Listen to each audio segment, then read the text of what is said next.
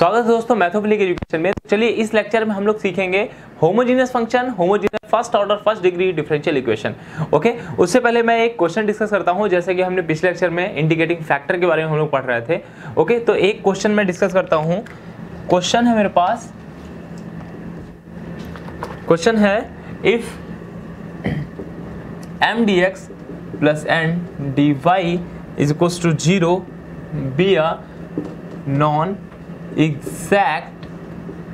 differential equation has a solution, then v is equals to phi such that phi is an integrating factor।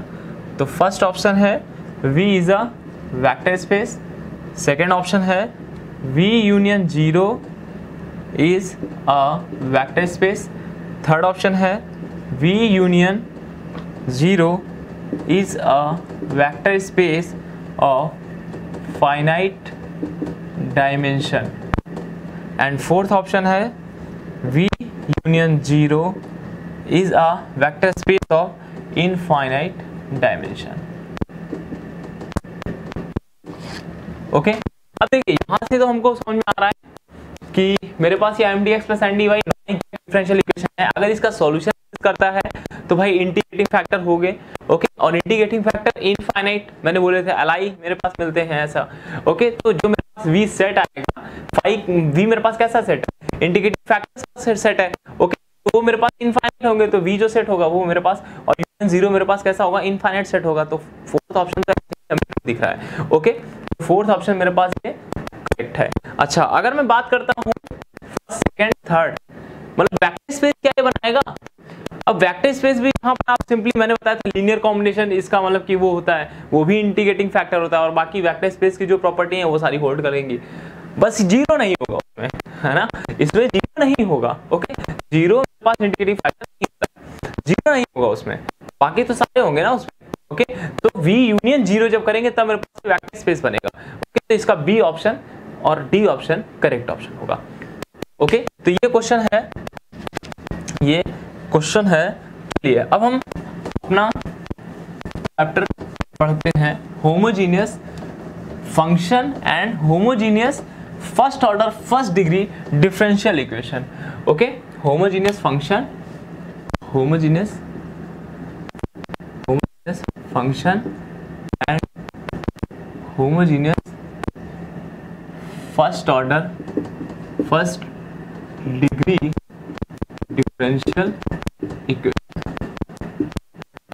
Okay, ये क्या होता है मेरे पास, let f of x y be a function defined on D which is a subset of R2,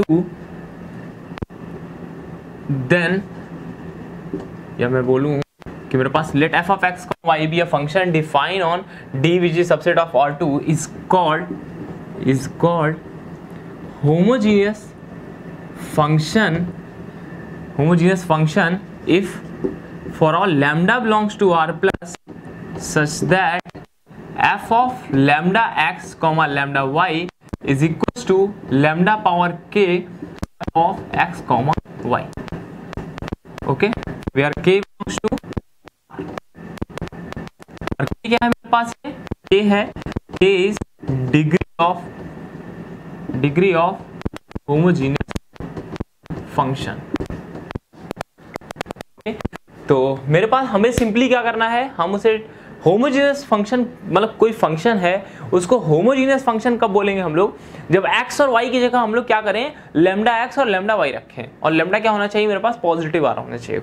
okay, तो lambda x और lambda y put करें उसमें, तो मेरे पास कुछ अगर ऐसा बनता है lambda power k into F of x Y.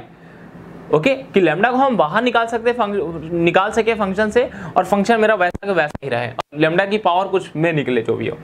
Okay, तो मेरे पास उसको हम बोलते हैं होमोजेनियस फंक्शन होगा मेरे पास। ओके, और ये जो k है, लेमडा की पावर जो k आया है वो कैसा है मेरे पास, k है डिग्री है होमोजेनियस फंक्शन की। कि आपसे पूछा जाए होमोजेनियस फंक्शन की डिग्री क्या है, तो आप क्या करेंगे, x और y की जगह lambda x lambda y put करेंगे, और मेरे पास कुछ ऐसा सीन आएगा लैम्डा की पावर k, तो k क्या होगा, वो डिग्री होगा मेरे पास। ओके, जैसा कि एग्जाम्पल लेता हूं मैं, जैसा कि एग्जाम्पल से देखते हैं, F of x Y is equals to root X plus Y upon x plus Y. एक ये लिया और एक ये एग्जाम्पल लिया, tan y by x. Okay, अच्छा इसमें देख सकते हैं लैम्डा एक्स लैम्डा वाई अगर मैं पुट करूंगा फर्स्ट वाले में तो क्या आएगा मेरे पास, square root of lambda x plus lambda y करूंगा तो लैम्डा कॉमन आ जाएगा, एक्स प्लस वाई आएगा। Okay, upon lambda x plus lambda y करेंगे तो लैम्डा कॉमन लेंगे तो एक्स प्लस वाई ही आ जाएगा।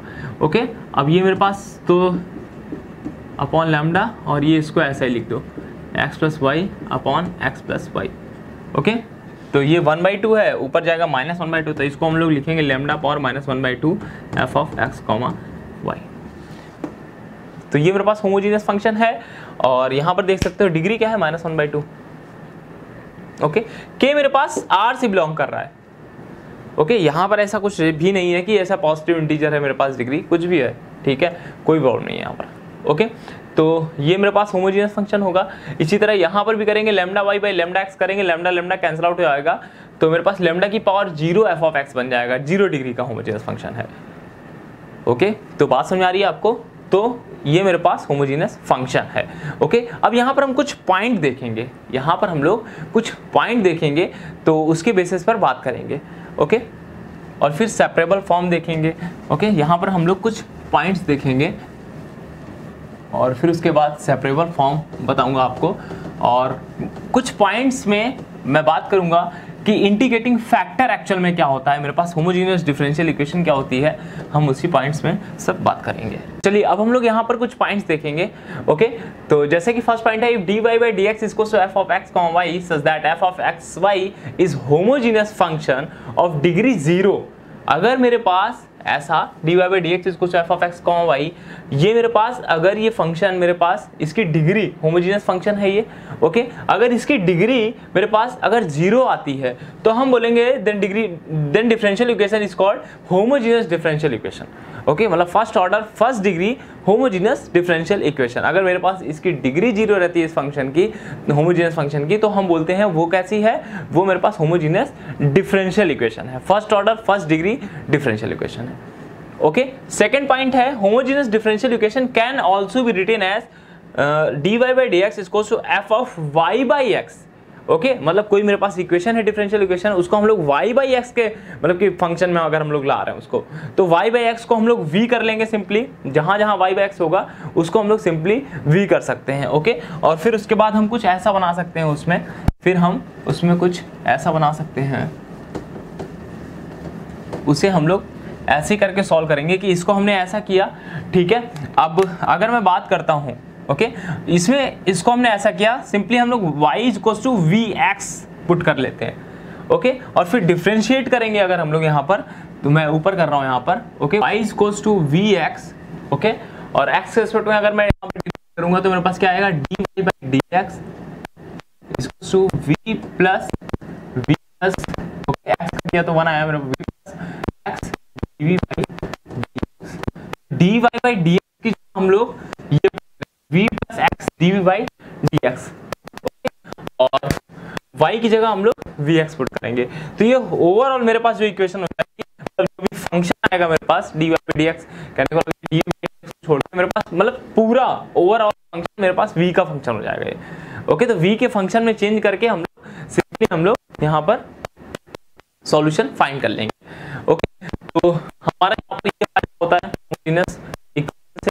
ओके, तो सिंपली हम लोग y को vx रखते हैं, अगर होमोजीनियस है तो इजीली हम लोग ऐसा ही सॉल्व करके उसको सॉल्यूशन निकालेंगे कि y को vx कर लिया हमने, डेरिवेट करेंगे तो dy by dx इसको v plus x dy by dx। Okay, simply जहां dy by dx होगा हम सिंपली यहाँ पर रख देंगे। ओके, और ये फंक्शन ऑफ v बन जाएगा मेरे पास, तो उसको v और x मेरे पास में होगा फंक्शन, तो ऑलरेडी हम लोग यहाँ पर सॉल्व कर लेंगे।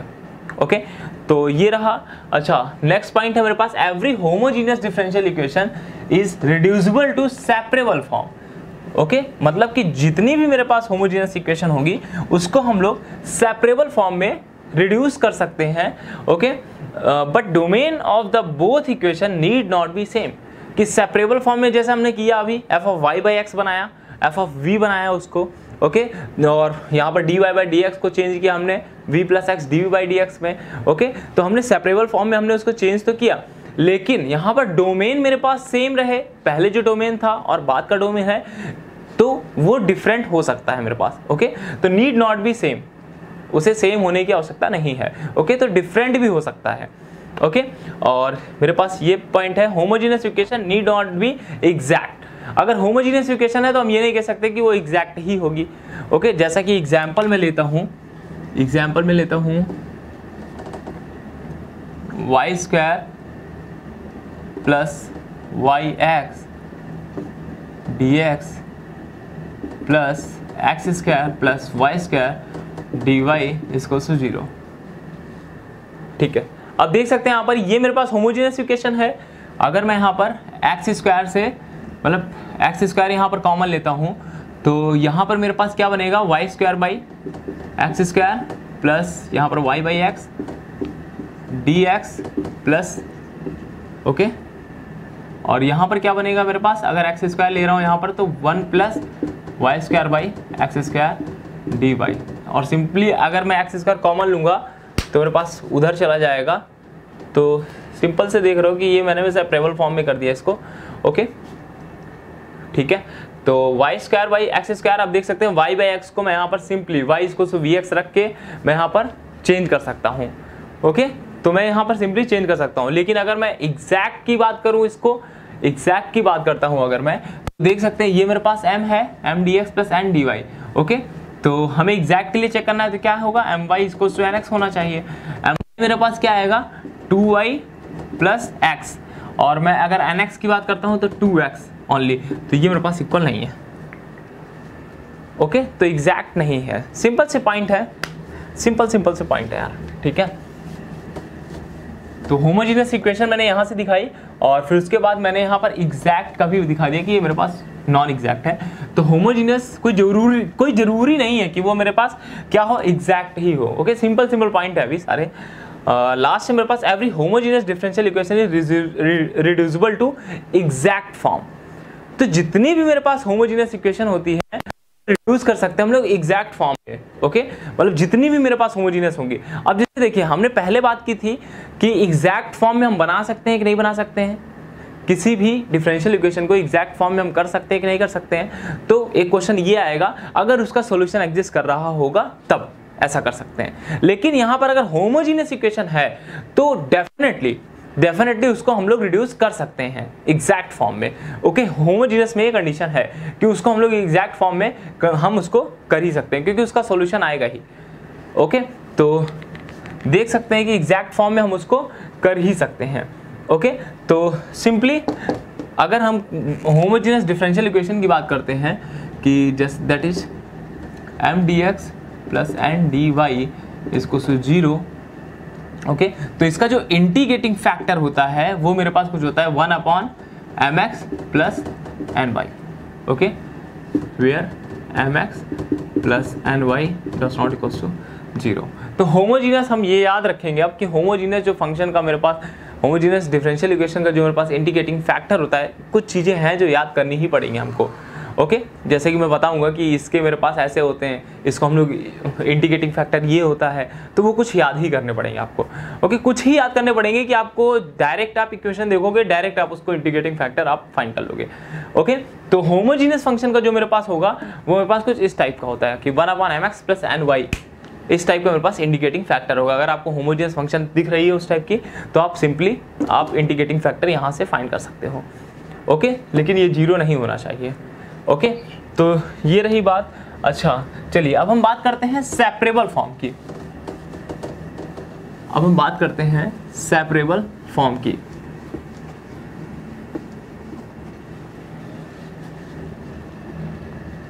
ओके, सेपरेबल फॉर्म की अब हम बात करते हैं। ये सेपरेबल फॉर्म होती क्या है मेरे पास, late dy by dx is equals to small fx into g of y, या मैं ऐसे लिखूँ इसको कि small f of x into g of y dx plus capital F of x into g of y d y equals to 0। Okay, then जो इसका integrating factor होगा, मतलब सेपरेबल फॉर्म में हम इंटीग्रेटिंग फैक्टर की बात कर रहे हैं, तो इसका जो इंटीग्रेटिंग फैक्टर होगा वो मेरे पास होगा 1 upon small g of y into capital F of x. बस ये याद रखना है आपको। देखिए डिफरेंशियल इक्वेशन में कुछ चीज़ें हमको याद रखनी पड़ेंगी, प्रूविंग में जाएंगे अगर तो फिर बहुत ही ज़्यादा लेंदी होगा। ओके, तो हमें कुछ कुछ चीज़ें डायरेक्ट याद रखनी पड़ेंगी कि अगर इस टाइप की आपको मिल रही है होमोजेनियस इक्वेशन, सेपरेबल फॉर्म इस टाइप का दिया गया है, तो डायरेक्ट आप इंटीग्रेटिंग फैक्टर ये करना है आपको। ओके, तो एफ ऑफ एक्स इंटू, क्योंकि देखिए ऐसे फिर निकालने के बहुत सारे तरीके हैं कि ऐसे 7-8 चीज़ें रटनी पड़ेंगी आपको कि ऐसे दिया गया हो तो ये चीज़ करो, ऐसे दिया गया ये चीज़ करो। ओके, तो सिंपली कुछ चीज़ें मैं यहाँ पर बताऊंगा जो आपके बिल्कुल काम की होगी कि डायरेक्ट आपका मिल जाएगा वहाँ पर सोल्यूशन। तो इस टाइप की अगर आपको आती है f of x into g of y d x plus capital F of x into capital ji of y d y is equals to 0, तो मेरे पास उसका जो इंटीग्रेटिंग फैक्टर होगा वो मेरे पास होगा 1 upon small g of y into capital F of x. Okay, जैसा कि कुछ एग्जाम्पल देख लेते हैं हम लोग, कुछ एग्जाम्पल देख लेते हैं। एग्जाम्पल जैसा है फर्स्ट मेरे पास e power x into y d x plus cos square x into sine y d y इसको से 0। और सेकेंड है मेरे पास, सेकेंड है e power x into e power y d x plus sine x into cos y d y इसको से 0। तो होमोजीनियस फंक्शन का तो मैंने बता दिया था आपको। होमोजीनियस फंक्शन के लिए तो वही करेंगे 1 upon m x plus n y. Okay, वो मेरे पास 0 नहीं होना चाहिए, m x plus n y 0 नहीं होना चाहिए।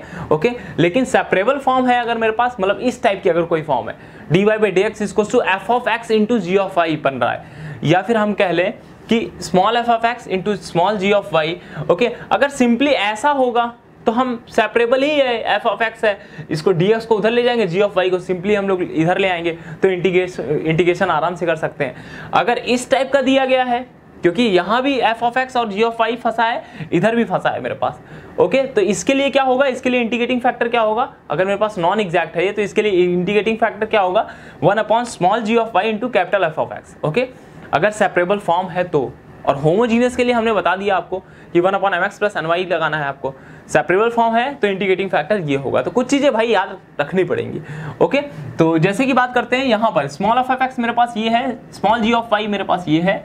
Okay, capital F of x, capital ji of y. Okay, तो फर्स्ट वाले का इंटीग्रेटिंग फैक्टर क्या होगा मेरे पास, small g of y means y into capital F of x cos square, multiply कर दो, एग्जैक्ट बन जाएगी इक्वेशन। ओके, और सेकेंड वाले के लिए क्या है मेरे पास integrating factor 1 upon small g of y e power y into capital F of x sine x. Okay, तो ये हमने यहाँ पर सेपरेबल फॉर्म के लिए इंटीग्रेटिंग फैक्टर निकालना सीखा। अभी तक हम लोगों ने 2 लोगों के लिए, मतलब 2 फॉर्म्स के लिए हमने इंटीग्रेटिंग फैक्टर निकालना सीखा। एक हमने होमोजीनियस के लिए, होमोजीनियस अगर मेरे पास डिफरेंशियल इक्वेशन मिल रही है तो हम कैसे इंटीग्रेटिंग फैक्टर निकालेंगे वो हमने देखा, 1 upon m x plus n y कर देंगे। ओके, और सेपरेबल फॉर्म के लिए हम लोग कैसे करेंगे, मैंने बताया आपको 1 upon small g of y into F of capital F of x. Okay, तो चलिए अब हम लोग आगे बढ़ते हैं। तो ये 2 चीजें मैंने बताई आपको। ओके, बाकी क्वेश्चंस करेंगे तो ज्यादा क्लियर होगा आपको। ओके, तो चलिए अब हम लोग देखते हैं first order first degree differential equation. Okay, first order first degree differential equation. Okay, ठीक है, तो ये जैसा कि मैंने बताया आपको dy by d x is equals to f of x comma y type की होती है। ठीक है, अगर मैं यही बात करता हूँ लीनियर, अगर मैं यही linear first order first degree की बात करता हूँ तो वो मेरे पास मोस्ट जनरल जो फॉर्म होता है dy by d x plus p of x into y is equals to q of x, या इसी को हम लोग ऐसा भी लिखते हैं कि dx अपॉन dy 12th में आपने सीखा है, ओके, P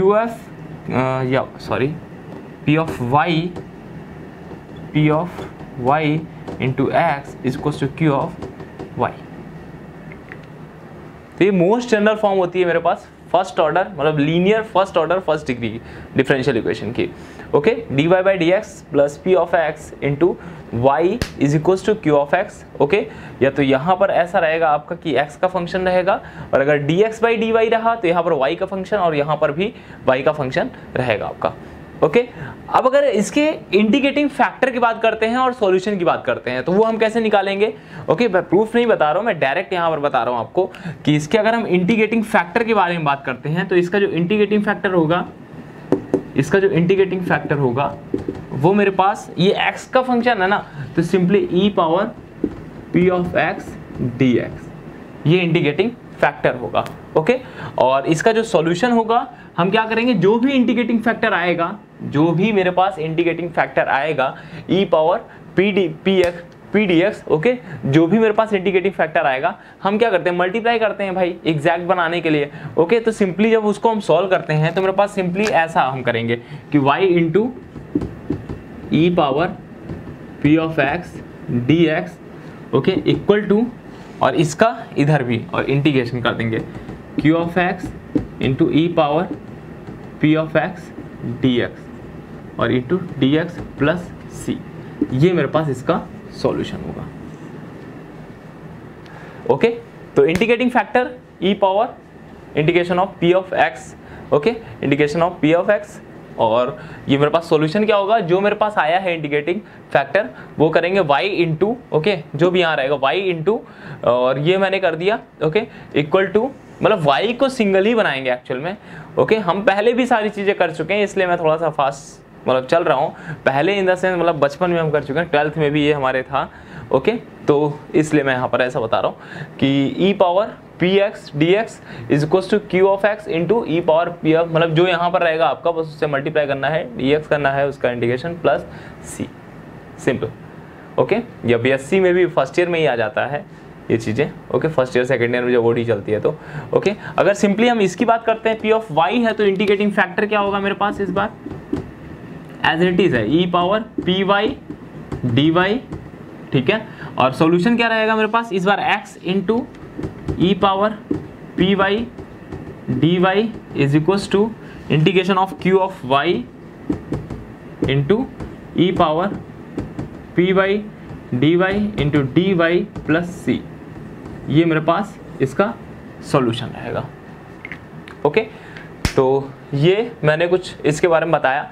अब 2 पॉइंट यहाँ पर लिखता हूँ, फिर क्वेश्चन इसके देखते हैं। क्वेश्चन देखेंगे, क्वेश्चन अच्छे लाऊंगा तो आपको थोड़ा इंटरेस्ट आएगा इसमें, ओके। क्वेश्चन अच्छे रहेंगे तो मजा आएगा आपको, क्वेश्चन थोड़े नए रहेंगे तो अच्छा लगेगा आपको, जो मतलब कि कॉम्पिटिटिव एग्जाम में आते हैं वैसे टाइप के क्वेश्चन मैं यहाँ पर कुछ यहाँ पर सॉल्व करूँगा, बाकी असाइनमेंट में तो है ही क्वेश्चन, ओके।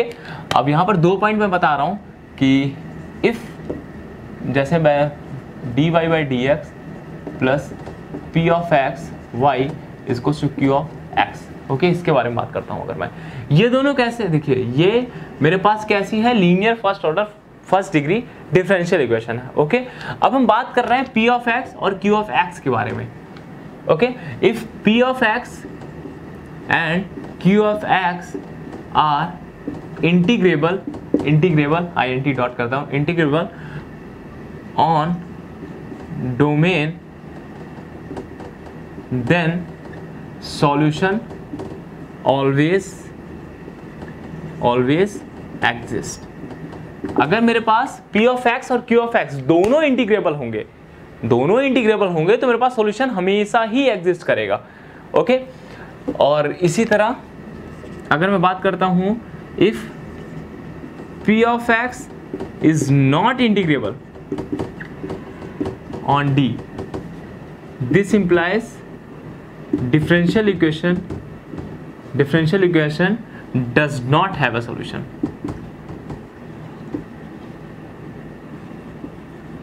मतलब अगर p of x इंटीग्रेबल नहीं हुआ डोमेन में, okay, on D means domain. तो if P of x is not integrable on domain, okay, this implies differential equation doesn't have a solution. Okay, तो उसके पास solution नहीं होगा. Okay, और यही अगर मैं बात करता हूँ Q of x की बात करता हूँ, if Q of x मैं proof नहीं बता रहा हूँ, is not integrable on D, this doesn't imply differential equation doesn't have a solution. मतलब इस केस में आपको सॉल्यूशन मिल सकता है. अगर आपका Q of x इंटीग्रेबल नहीं है तो आपका सॉल्यूशन मिल सकता है. ओके, और यहाँ पर हम इसका एग्जांपल देखेंगे भी, क्वेश्चन करेंगे सिंपली, वहाँ मैं दिखाऊंगा भी आपको. ओके, और P of x अगर मेरे पास इंटीग्रेबल नहीं है तो फिर इसका सॉल्यूशन नहीं मिलेगा आपको. ओके, तो ये 2 पॉइंट हैं आपके. ओके, तो चलिए हम यहाँ पर कुछ क्वेश्चन डिस्कस करते हैं तो उससे ज़्यादा अच्छे समझ में आएगा. ओके, कुछ अच्छे क्वेश्चन डिस्कस करते हैं तो काफ़ी अच्छे से समझ में आएगा आपको. ओके, बाकी डिफरेंशियल इक्वेशन तो सॉल्विंग ही है आपका लगभग चीज़ें. ओके, तो क्वेश्चन है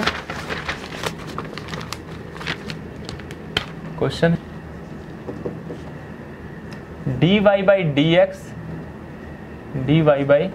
dx plus y is equals to f of x, okay, is equals to 1 when x lies between 0 to 1 and x greater than 1 then 0, और कंडीशन गिवन है मुझे y of 0 is equals to 0. Then find the solution find करना है इसका. Okay, तो simply देख सकते हो आप यहाँ पर कि ये मेरे पास क्या है, 1 है. P of x मेरे पास 1 है, तो इंटीग्रेटिंग फैक्टर क्या आएगा इसका, e पावर x आ जाएगा. ओके, सॉल्यूशन क्या होगा, अब देखिए सॉल्यूशन यहाँ पर Q of x क्या है, f of x है, और वो भी 2 पार्ट में डिवाइड है. ओके, जब 0 से 1 के बीच में है तो 1 आ रहा है, और x ग्रेटर देन 1 है तो मेरे पास 0 आ रहा है. तो हम यहाँ पर डिवाइड कर लेंगे भाई, 2 पार्ट कर लेंगे, 0 to 1 के बीच में, और x ग्रेटर देन जब 1 है. तो सॉल्यूशन क्या होगा, देखो y into e power x equals to e power x into 1 जब 0 से 1 के बीच में है. Okay, dx plus c. Simply भाई बचपन वाला काम कर रहे हैं यहाँ पर, कुछ भी ऐसा टफ नहीं है. ओके, सिंपल है इसलिए थोड़ा फास्ट चल रहा हूँ. ओके, और इधर देखेंगे जब आप तो y into e power x is equals to, ये मेरे पास ग्रेटर देन 1 पे 0 है तो उधर 0 हो जाएगा, प्लस सी आएगा मेरे पास. Okay, y equals to c e power minus x, ये आ गया. और इधर अगर इसी तरह करेंगे तो मेरे पास आएगा y into e power x इसको से e power x plus c. Okay, y equals to मेरे पास आ जाएगा 1 plus c into e power minus x.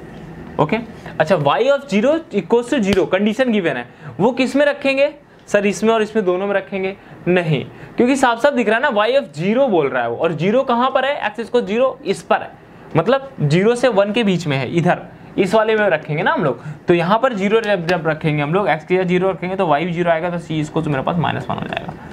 Okay, तो यहाँ से y इसको क्या आ जाएगा, 1 minus e power minus x. अब हमें ये वाला c फाइंड करना है भाई, कंफ्यूजन है तो C1 C2 कर लो, कोई दिक्कत नहीं है. ओके, तो ये वाला C खाली बचा है तो C ठीक है, इसको लिया. y इसको C e power minus x. Okay, हमें ये वाला C फाइंड करना है. अब वो कैसे फाइंड होगा, हमें ये वाला C फाइंड करना है, वो कैसे फाइंड होगा अब हम लोग ये देखते हैं. ओके, क्योंकि ये तो आ गया, चलो मेरे पास 1 minus e power minus x जब 0 से 1 के बीच में है, ठीक है. लेकिन जब x से बड़ा 1 से बड़ा होगा और जब कंडीशन अगर गिवन है तो हमें C कांस्टेंट वगैरह हटाना होता है. ओके, उसको हटाकर ही सॉल्यूशन देना होता है. ओके, तो फिर मेरे पास कौन सा ऑप्शन है कि मेरे पास सॉल्यूशन आ जाए, तो हमारे पास क्या है कि देखिए y इसको तो c e power minus x आया, और इधर ये सॉल्यूशन आया. यहाँ पर ये कैसी है, मेरे पास डिफरेंशियल इक्वेशन है ना, फर्स्ट ऑर्डर डिफरेंशियल इक्वेशन है, तो भाई लिमिट सेम होगी ना इनकी. अगर सॉल्यूशन आया है 0 से 1 के बीच में ये सॉल्यूशन है, और 1 से जब आया तो ये सॉल्यूशन, तो भाई 1 पर तो लिमिट तो सेम होगी ना, पास में आ रही है, फंक्शन की लिमिट तो सेम होगी 1 पर. ओके, तो limit x tends to 1 plus करेंगे हम लोग y ऑफ x, वो limit x tends to 1 minus y के इक्वल आएगा. डिफरेंशियल इक्वेशन है, ऑब्वियसली मेरे पास इक्वल आएगा ही. 1 से अगर लेस होगा तो मेरे पास जो सॉल्यूशन आएगा, मतलब जो सॉल्यूशन आया हम उसकी बात कर रहे हैं, इसकी बात कर रहे हैं फंक्शन की.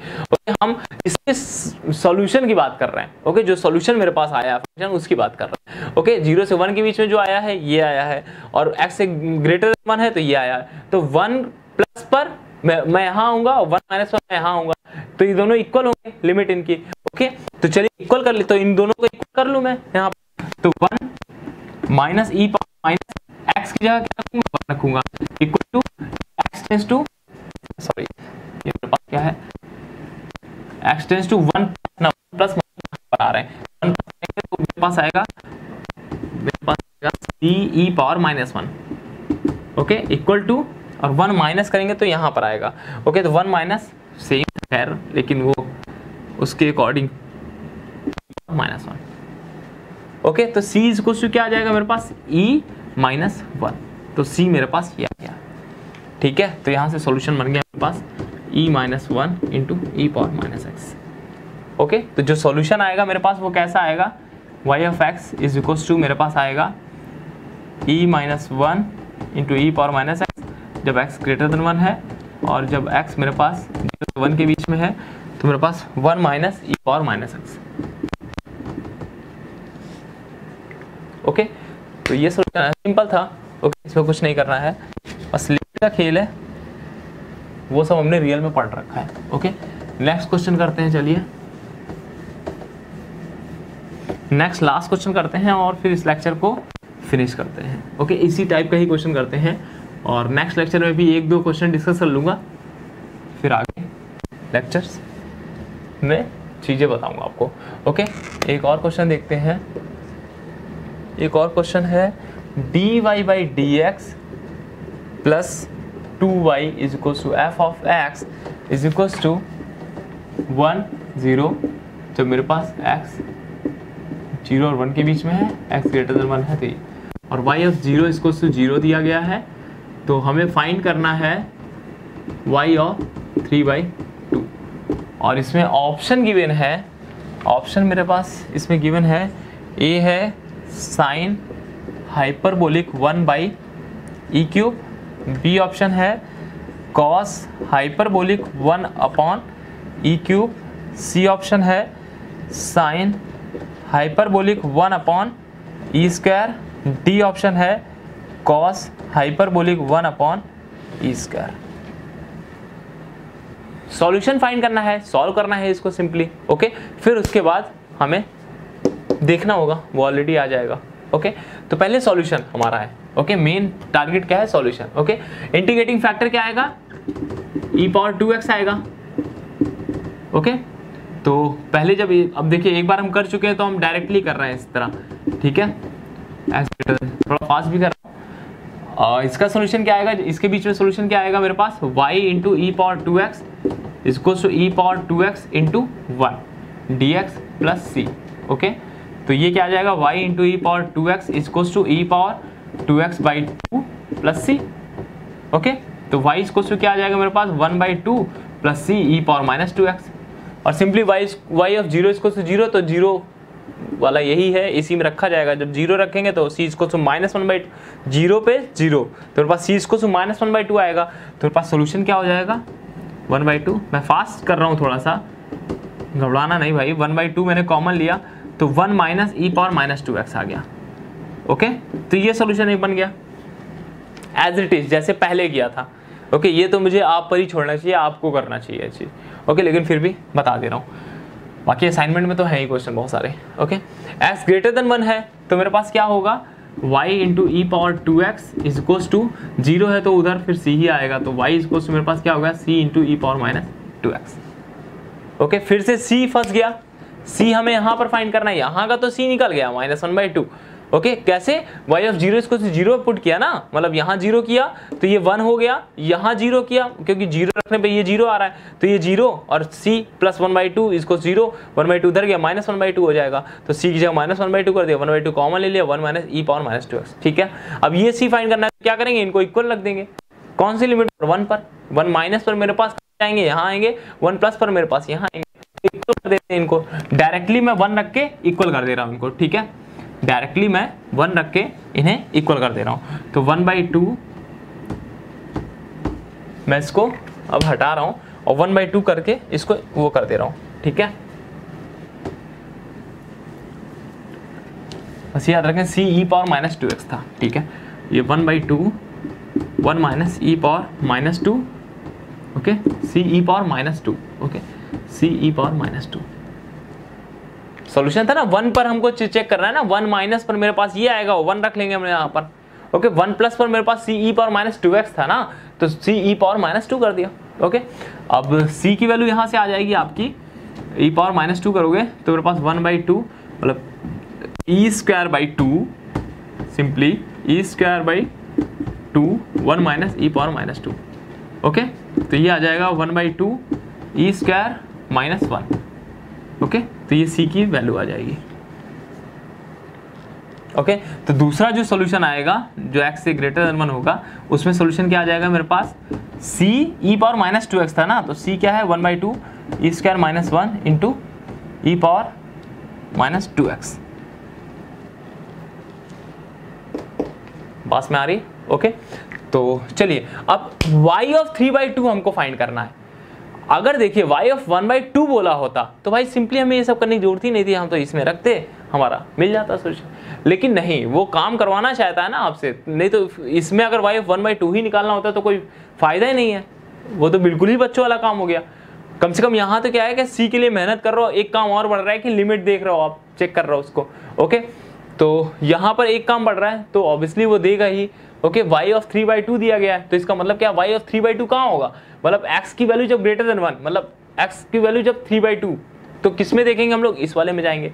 इसीलिए यहाँ पर c की वैल्यू यहाँ पर फाइंड करना बहुत ही ज़्यादा जरूरी हो गया, ओके। बाकी सॉल्यूशन के लिए तो जरूरी होगा ही होगा, ओके।